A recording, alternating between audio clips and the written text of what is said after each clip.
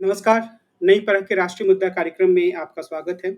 आज के कार्यक्रम में हम देश में जो राजनीति में कुछ घटनाएँ घटित हो रही हैं, कुछ वैचारिक द्वंद्व जो चल रहे हैं, उनके बारे में प्रोफ़ेसर अभय दुबे से बातचीत करेंगे। अभय सर नमस्कार।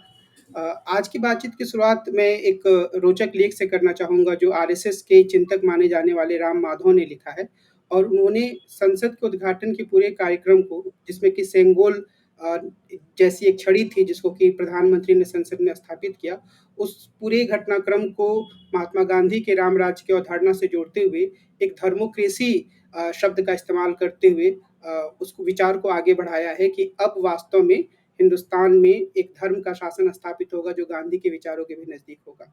तो इस पूरी जो और ऐसा लगता है कि वो एक जो आरएसएस की जो पूरी सोच है उसको उस लेख के माध्यम से रख रहे हैं। तो इसे आप किस रूप में देखते हैं? देखिए, उन्होंने एक बौद्धिक कारीगरी करने की कोशिश की है, जिसमें उन्होंने संविधान की भावना, इस संविधान में जिस तरह के राज्य की कल्पना की गई है वो, और गांधी जी इस तरह के राज्य की कल्पना करते थे, यानी कि राम राज्य, और जो पश्चिम से लोकतंत्र का जो मॉडल भारत में आयात किया गया और एक तरह से उसे फिर भारतीय रूप दिया गया वो, और हिंदू राष्ट्र, इन सबको एक समानार्थक बताया है। तो उनका लेख ये कोशिश करता है कि इन सब चीजों का अर्थ एक ही है। तो ये अपने आप में एक तरह की जहां तक विमर्श का सवाल है, एक तरह की नई बात है। व्यवहार में तो ये हो ही रहा है। व्यवहार में तो ये सब हो ही रहा है कि गांधी जी की प्रतिमा के सामने माल्यार्पण किया जाता है और फिर मुसलमानों की लिंचिंग की जाती है और फिर बहुत-बहुत दिनों तक उस लिंचिंग के ऊपर खामोश रहा जाता है। फिर उस पे एक मुँह ज़बानी अफ़सोस व्यक्त किया, एक तरह से डाँट लगा दी जाती है लिंचिंग करने वालों को। तो ये तो इस तरह से चल ही रहा है। एक सांप्रदायिक निरंतर एक सांप्रदायिक मुहिम चलती रहती है इस देश के अंदर। देश की जनता को और समाज को बेचैन बनाए रखा जाता है। ये सब तो चल ही रहा है, लेकिन नए संसद भवन में एक कॉन्स्टिट्यूशनल फॉयर है। उस कॉन्स्टिट्यूशनल फॉयर में बहुत सारे भित्ति चित्र लगे हुए हैं। मतलब एक संविधान के नाम पर एक अहाता बनाया गया है। उस अहाते में बहुत सारे भित्ति चित्र लगे हुए हैं। उस भित्ति चित्रों में एक भित्ति चित्र ऐसा है, दीवार पर बना हुआ चित्र ऐसा है, जिसमें भारत की सीमाओं के अंदर अफ़गानिस्तान, नेपाल, बांग्लादेश, श्रीलंका, भूटान और बर्मा। हाँ, बर्मा, ये इन सबको दिखाया गया है। ये सब उस सीमा में शामिल है। और उस चित्र के नीचे लिखा हुआ है कि ये ईसा पूर्व जो अशोक का मौर्य साम्राज्य था, ये उसकी भौगोलिक सीमाएँ हैं जिसने बौद्ध धर्म का चारों तरफ प्रसार किया था। तो इस चित्र से जो भारत के पड़ोसी देश हैं, उनके अंदर काफ़ी बेचैनी है।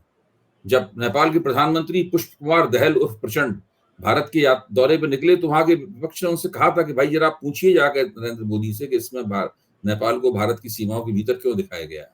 तो जाहिर है कि इससे बहुत बेचैनी पैदा होगी। लेकिन प्रहलाद जोशी जो केंद्रीय मंत्री हैं, उन्होंने उसी नक्शे को ट्वीट करके साफ तौर पर लिखा है कि हमारा इरादा बिल्कुल स्पष्ट है, ये अखंड भारत है। तो और अखंड भारत जैसी शब्द का भारतीय जनता पार्टी के कार्यकर्ताओं, नेताओं और गृह मंत्री अमित शाह की ज़बान पर अक्सर आप निकलते देखते रहते हैं ये शब्द। तो अखंड भारत राष्ट्रीय स्वयंसेवक संघ का एक यूटोपिया है।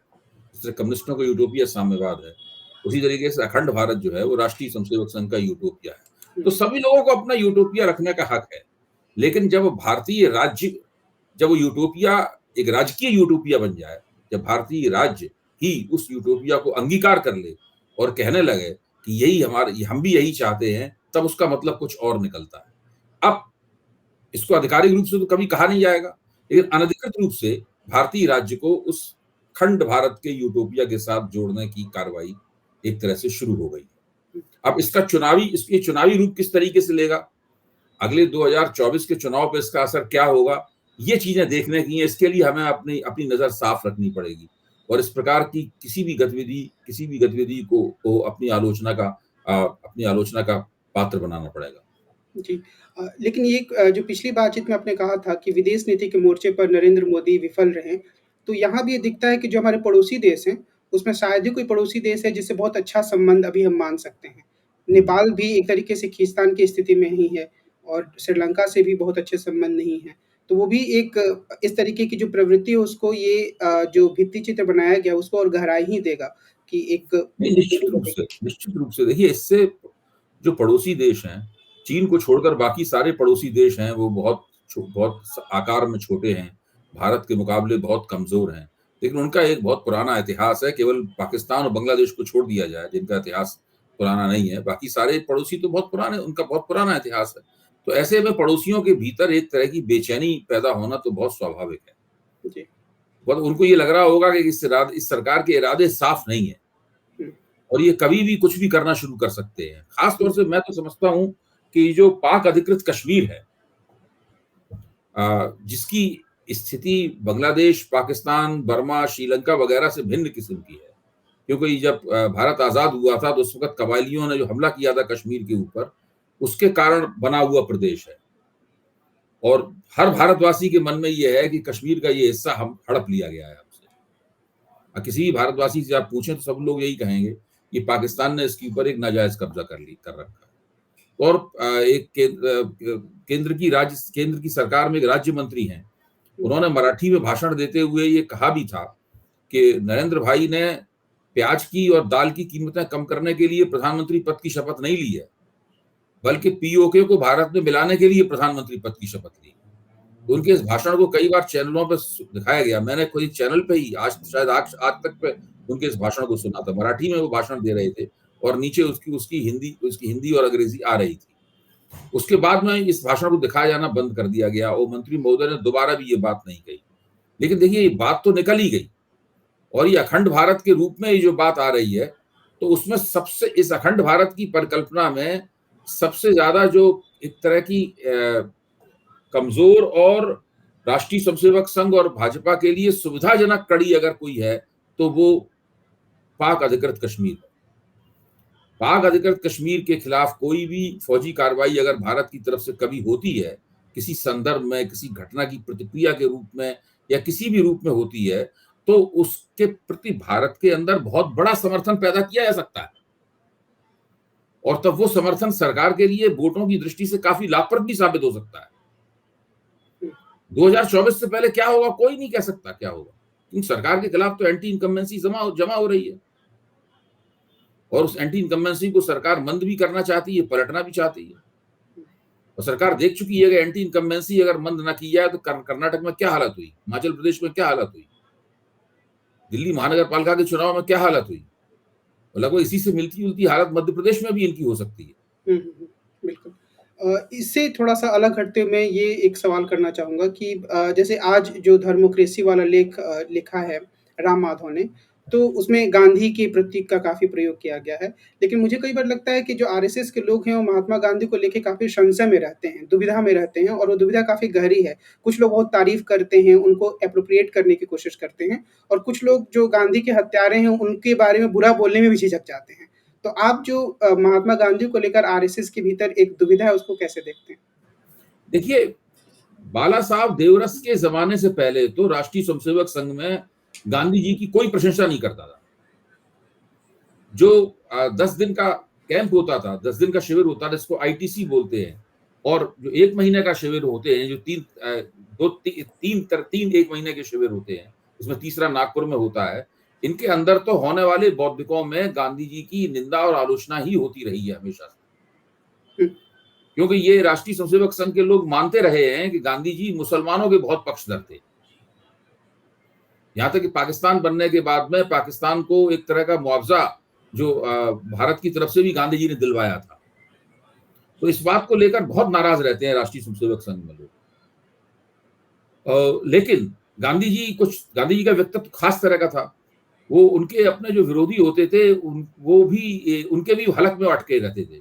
इसलिए राष्ट्रीय स्वयंसेवक संघ में गांधी जी का विरोध भी किया, आलोचना भी की, लेकिन गांधी जी को पूरी तरीके से खारिज करके वो कूड़ेदान में भी नहीं फेंक पाए। तो गांधी जी ये भी कहते थे कि मैं कट्टर सनातनी हूं, राम राज्य की बात किया करते थे गांधी जी। तो इस तरह की बहुत सी ऐसी बातें हैं जो राष्ट्रीय स्वयंसेवक संघ को गांधी जी के प्रति असहज बनाती हैं, लेकिन गांधी जी को स्थायी रूप से खारिज करने से रोकती भी है। बाला साहब देवरस ने पूना की 1974 में पूना की वसंत व्याख्यान माला में जो एक भाषण दिया था, उस भाषण में उन्होंने कहा कि गांधी जी हमारे प्रातः स्मरणीय पुरुष हैं, महापुरुष हैं। और उन्हीं के साथ उन्होंने और दूसरे भी 19वीं सदी के कई समाज सुधारकों को और 20वीं सदी के कई बड़े राष्ट्र निर्माताओं को उन्होंने अपने प्रातः, अम्बेडकर भी शामिल थे, अपने प्रातः स्मरणीय महापुरुष के रूप में स्वीकार कर लिया। जब उसके बाद प्रभात शाखाओं में सवेरे जो प्रार्थना होती है, उस प्रार्थना में गांधी जी का नाम जोड़ दिया गया और उसके बाद में कम से कम आधिकारिक रूप से राष्ट्रीय स्वयंसेवक संघ ने गांधी जी की आलोचना बंद कर दी और गांधी जी का अपनी विचारधारा के पक्ष में उनका विनियोग करने की, उनको एप्रोप्रिएट करने की तरह तरह की कोशिशें शुरू की। गांधी जी के साथ उन्होंने अम्बेडकर को भी इसी तरीके से अपना लिया और अम्बेडकर का भी विनियोग करने की उन्होंने तरह तरह से कोशिशें की। उसके बाद आप देखिए कि जब भारतीय जनता पार्टी का निर्माण हुआ, यानी जनसंघ से जब भारतीय जनता पार्टी बनी, तब गांधीवादी समाजवाद को विचारधारा के रूप में अटल बिहारी वाजपेयी ने अपनाने की कोशिश की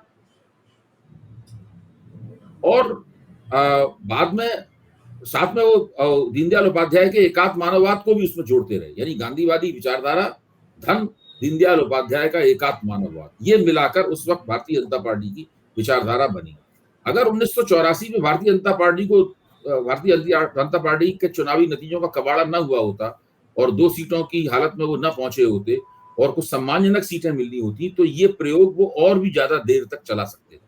लेकिन जब उनकी सीटें केवल 2 रह गई, उसके बाद अटल जी के हाथ से नेतृत्व ले लिया गया और लाल कृष्ण आडवाणी को सौंप दिया गया और फिर से वो अपने पुराने मुसलमान विरोधी सांप्रदायिक मुद्दों पर पूरी पार्टी को ले आए और उन्होंने गांधीवादी समाजवाद को अपनी विचारधारा के रूप में मानने से परहेज करने लगे।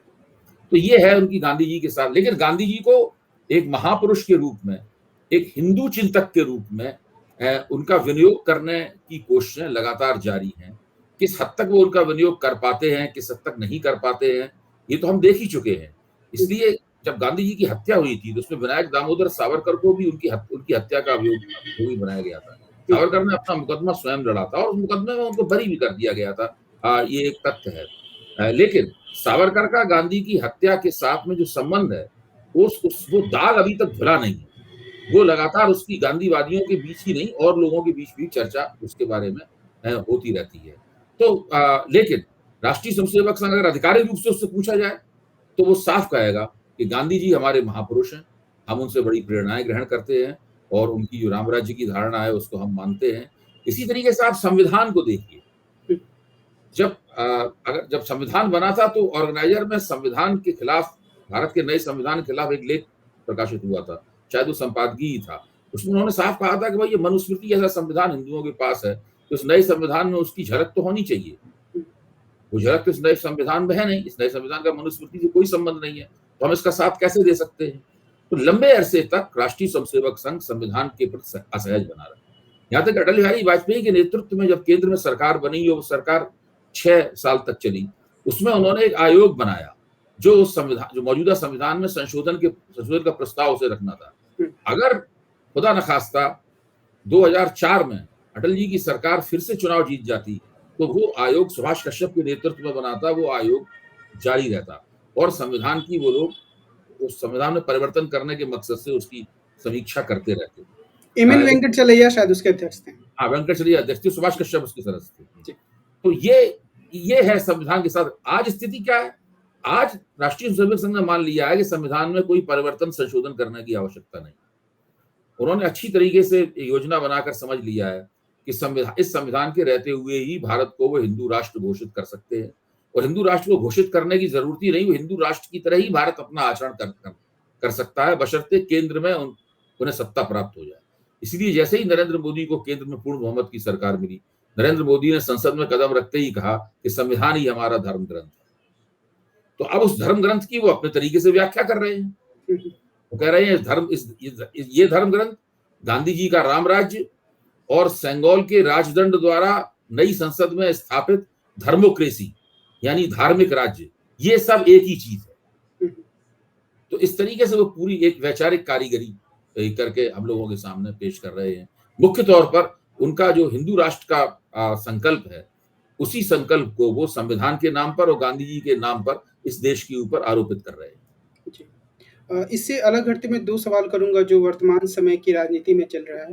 एक तो ये कि राहुल गांधी फिर से बाहर गए हैं, देश के अमेरिका में हैं और वहाँ पर उन्होंने प्रधानमंत्री की आलोचना की है, भारतीय लोगों के सामने की और कई बार जब विदेशी पत्रकार भी उनसे बात करते तब भी की। तो उससे देश में काफ़ी प्रतिक्रिया हुई, खासतौर पे भारतीय जनता पार्टी के नेता उसकी काफ़ी आलोचना कर रहे हैं। तो एक तो ये है कि क्या ये आलोचना नहीं की जानी चाहिए प्रधानमंत्री की? और दूसरा ये भी है कि क्या इस तरह की जो पहले भी मैंने सवाल पूछा था कि क्या इससे एक नज़ारा बनता है, जो नेता विदेश जाता है और बहुत सारी उसकी देश में चर्चा होती है, तो या तो नकारात्मक या सकारात्मक माहौल बनता है क्या इससे? देखिए, राहुल गांधी विदेश में बोले चाहे भारत में बोले, आजकल उनकी बात सुनने वालों की संख्या बहुत बढ़ गई है। लोगों की उनमें रुचि पैदा हो गई है, लोग जानना चाहते हैं कि वो क्या कह रहे हैं। चाहे भारत जोड़ो यात्रा के दौरान दिए गए वक्तव्य हों या उसके बाद संसद में दिया गया उनका भाषण हो या उनके बारे में हम लोग जो चर्चा करते हैं वो चर्चाएं हों या खुद उनके द्वारा विदेश में दिए गए वक्तव्य हों, राहुल गांधी के लेनदार यानी राहुल गांधी में दिलचस्पी रखने वाले लोगों की संख्या लगातार बढ़ती जा रही है। इससे कम से कम हमें एक बात पता लगती है कि लोग नरेंद्र मोदी के विकल्प की खोज कर रहे हैं। मैं नहीं कह रहा हूं कि विकल्प उन्हें मिल गया है, मैं ये नहीं कह रहा हूं कि राहुल गांधी उनके विकल्प के रूप में स्थापित हो गए हैं या अरविंद केजरीवाल उनके विकल्प के रूप में स्थापित हो गए हैं, ये मैं नहीं कह रहा हूं। लेकिन लोग विकल्प की खोज कर रहे हैं। वो भाजपा की आलोचना करने की आवाज जो है, जब किसी एक बड़े चेहरे बड़े मुंह से निकलती है, एक प्रतिष्ठित हस्ती उस आवाज को गुजाती है, उस वक्त लोग उस आवाज को ध्यान से सुनते हैं। और ये चुनावी चुनावी साल से पहले वाले साल में जब इस तरह का होने लगे, जब सरकार के खिलाफ उठाई गई आवाज को लोग ध्यान से सुनने लगे और उन ऐसे लोगों की संख्या बढ़ने लगे, तो ये सरकार के लिए खतरे की घंटी है। इसे सरकार को ध्यान से चुनना चाहिए और इस तरह की चेतावनियां जो सरकार नहीं चुनती है उसे बाद में बहुत उसका खामियाजा उठाना पड़ता है। अभी सीएसडीएस लोक नीति का जो सर्वेक्षण हुआ था, उस सर्वेक्षण में भी इस तरह की कुछ सुगबुगाहटें सुनाई पड़ती हैं। राहुल गांधी की लोकप्रियता बढ़ रही है, ऐसा कुछ सर्वेक्षण ने स्वीकार भी किया था। ऐसा नहीं है कि वो कह रहे हैं कि राहुल गांधी की लोकप्रियता नरेंद्र मोदी की लोकप्रियता से बढ़ गई है या वो उन्हें हरा देंगे वगैरह वगैरह, इस प्रकार का कोई नतीजा उससे नहीं निकलता। लेकिन उनकी लोकप्रियता में बड़े पैमाने पर इजाफा हुआ है, यह बात तो दिखाई पड़ती है। बिल्कुल। और इधर अरविंद केजरीवाल जो अलग-अलग राज्यों में जा रहे हैं, विभिन्न मुख्यमंत्रियों से मिल रहे हैं और जो दिल्ली में केंद्र सरकार ने एक अध्यादेश थोपा है, उसके खिलाफ समर्थन माँग रहे हैं और अधिकांश राज्य उनका समर्थन कर रहे हैं। कांग्रेस पार्टी में काफ़ी झिझक है। तो क्या ये पूरी जो गतिविधि है, वो एक विपक्ष की राजनीति की धुरी बनती जा रही है, खासतौर पे जब राज्यसभा में मामला आता है? इससे एक बात निकल के आ रही है कि लोकसभा की जो राजनीति है उसको राज्य विधानसभा की राजनीति से अलग करके देखा जाना चाहिए। भाई, दिल्ली राज्य के ऊपर सुप्रीम कोर्ट के फैसले को निष्प्रभावी करने के लिए केंद्र ने जो अध्यादेश जारी किया है, वो अध्यादेश जब राज्यसभा में आएगा अपनी पुष्टि के लिए, तो भारतीय जनता पार्टी के पास उसकी पुष्टि करने लायक वोटों की कमी होगी। ऐसे में उसको वोट कहां से प्राप्त होंगे? सवाल सवाल या तो उसका प्रस्ताव गिर जाएगा, वहां पे पराजित हो जाएगा। अगर उसका प्रस्ताव पारित होना है तो वोट कहां से आएंगे? क्या बीजेपी जनता की तरफ से आएंगे या भारतीय राष्ट्रीय कांग्रेस की तरफ से वोट आएंगे या किसी और पार्टी के वोट उसको मिलेंगे? ये है महत्वपूर्ण प्रश्न जो कि लोकसभा चुनाव की राजनीति के साथ जुड़ा हुआ है। मसला एक राज्य सरकार के, एक विधानसभा के अधिकारों का, लेकिन ये जुड़ा लोकसभा की राजनीति से। तो अगर इसको विधानसभा की राजनीति के परिप्रेक्ष्य में देखा जाएगा, तब तो कांग्रेस फैसला ले सकती है कि भाई हम आम आदमी पार्टी के साथ नहीं आएंगे। यहाँ सवाल आम आदमी पार्टी के साथ जाने का है ही नहीं। तो सुप्रीम कोर्ट ने एक राज्य सरकार के, जो कि केंद्र शासित प्रदेश की राज्य सरकार है, उसके अधिकारों को बुलंद करने के लिए जो फैसला दिया है, उस फैसले को पलटने के लिए यह अध्यादेश जारी किया गया है। मसला ये है, मसला संघवाद का है, मसला केंद्र की राजनीति से जुड़ा हुआ है, मसला लोकसभा की राजनीति से जुड़ा हुआ है। इस मसले पर जो बहस चल रही है, जिस बहस को आगे बढ़ाने में जो अरविंद केजरीवाल की नियोजित सक्रियता है, उसका बहुत बड़ा हाथ है। उन्होंने सारे देश में घूम घूम कर कांग्रेस को छोड़कर हर विपक्षी शक्ति को तकरीबन अपने पक्ष में कर लिया है और इस मसले पर देखा जाए तो कांग्रेस उत्तरोत्तर अकेली पड़ती जा रही है। ये कांग्रेस किस तरह विपक्ष की राजनीति का नेतृत्व करेगी लोकसभा के चुनाव में, है, ये उसके ऊपर भी एक सवालिया निशान लगा। कांग्रेसियों का दिमाग साफ होना चाहिए, क्या राज्य विधानसभा की राजनीति है और क्या लोकसभा की राजनीति है। जब 2024 के लोकसभा चुनाव हो चुके हैं तो 2025 में दिल्ली में राज्य विधानसभा के चुनाव होंगे। उस समय कांग्रेस जो राजनीति करेगी वो राजनीति 2023 में अगर वो करना शुरू कर देगी तब तो फिर समस्या है। इसका मतलब ये है कि वो भाजपा के खिलाफ विपक्ष की राजनीति का नेतृत्व नहीं करना चाहते। ये सवाल अरविंद केजरीवाल की इस राजनीति ने उठाया।